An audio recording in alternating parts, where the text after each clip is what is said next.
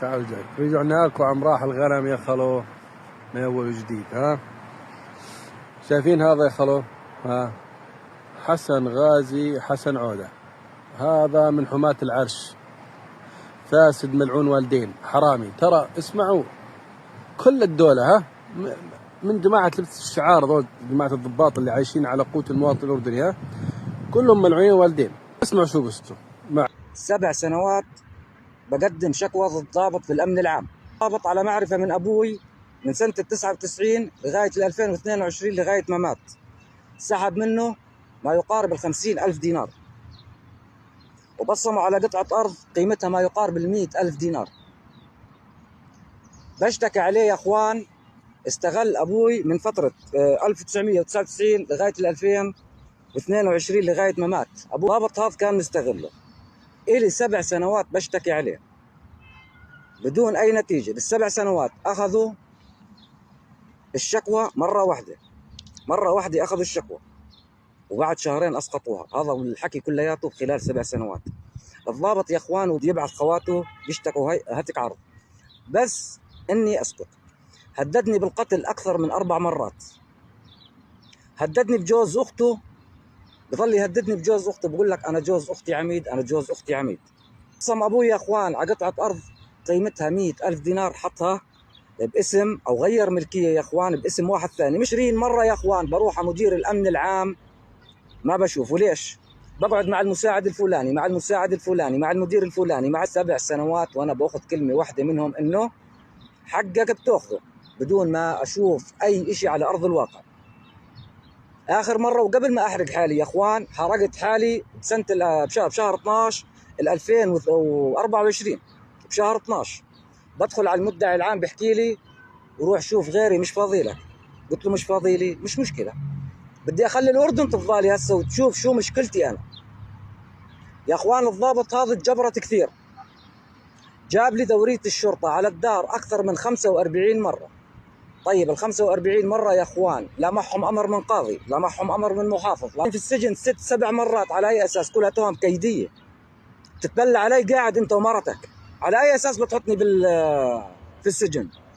حطني عند المحافظ يا أخوان 8 مرات. حرقت حالي من باب المديرية بعمان بالمقابلين وما حدا سأل عني، بالعكس لبسوني قضية انتحار وحطوني في سجن ماركة شهر كامل. سمعتوا يا خلو؟ الكلمة يعني مو مصلي على النبي، ما أكل الحزين أكل. إذا ما تسمعوا قهر الرجال، هذا هو قهر الرجال. لما أقول لك شو قهر الرجال، قهر الرجال لما أنت توصل صوتك وما حدا يرضى يسمعه. قهر الرجال أزلمة من الضيم. ترى يعني حرق حاله. لما المواطن يصل فيه لمرحلة إنه يحرق حاله، تأكد تماما إنه ما ظل عنده لا عزيز ولا غالي. تأكد تماما إنه انقهر، إنه مغلول، إنه قلبه فقع، إنه أنت قاعد توصل صوتك بطريقة محترمة، بطريقة مؤدبة، ما حدا راد عليك. لازم عشان الناس تنتبه عليك تكون خارج عن المألوف وخارج عن استغفر الله العظيم رضا رب العالمين. فالزلمة حرق حاله. وكل الدولة جماعة الشعار هذول كلهم تنسيق، كلهم اخي ابن اخي، ندير بالنا على بعض. اهم يعني اذا انت مواطن انت عدو للدولة، عدو لجماعة الامن العام والاستخبارات والمخابرات. يعني هسه المواطن هذا احنا ما سمعنا اي شوشرة على الاحداث اللي صارت معه. ليش؟ لانه حارق حاله عشان في عسكري ظلمه، في ضابط ظلمه. لمتى راح تضلوا زيك تاكلوا برسيم ونخاله وشعير وتبن ورجلين دجاج وخبز يابس وتناموا يا ذاهين؟ هزلمة هذا يعني ليش متجاهلينه؟ عبد الله ليه؟ عبد الله بنشوف الفيديوهات يكيف يقول لك خلى الشعب يطحن بعضه. الامن العام كلكم معكم خبراء انهم عينهم حمراء. ليش؟ لانهم ماخذين الدم من عبد الله البرطاني. الامن العام اقسم بالله اذا ما رتبه تجي واحد اقول لك ما له رتبه والله ما تخلص منه ولا تخلص من شره. ليش؟ لانه دوله مبنيه على الفساد، وانبنت على الفساد وتغذت على الفساد وتغذت على المواطن الاردني. هذا الشخص اللي حرق حاله ليش ما في حدا ينصفه؟ ليش ما في حد يطلع عليه؟ لو جيت انا اسولف قصته بلساني انا ما راح تصدقوا، راح اقول لك الف من عنده. لا، هاي الزلمه جبته وهو سولف بلسان حاله مع اني قادر انا اسولف واوصل صوته، بس انا يعني لاني عارف كيف تفكيركم انتم سطحي، زي اللي وراي انتم، شايفين الغنم اللي وراي زي الغنم اللي وراي انتم، ها ما تاكلوا تبن بس، لا ودكم اثباتات ودكم ادله هاي زي ما قدامكم سؤال.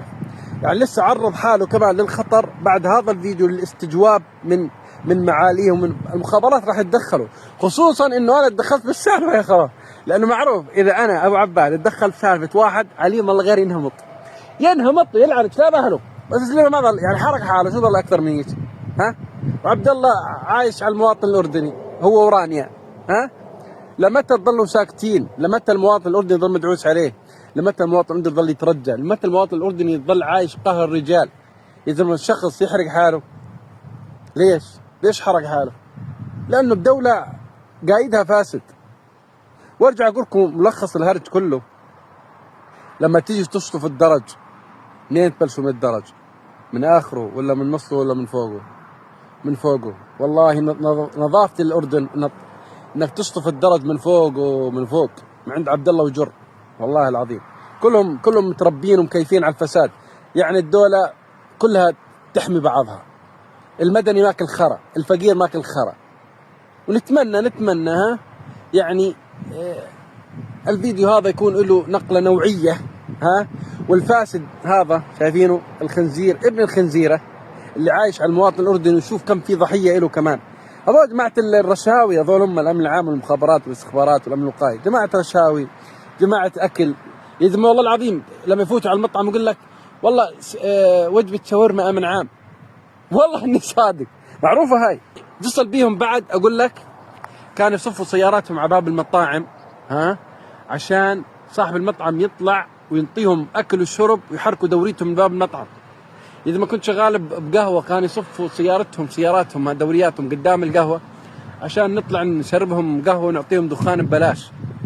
ها، اسألوا الباكستان في العردن وفي الغور، ولكم عايشين على المواطن. هذول ضد المواطن الأردني، هذول حماة العرش اسمهم، ها، هذول من أجل العرش ومن أجل إنهم يدعسوا على كرش المواطن الأردني مع إنه ما عنده كرش.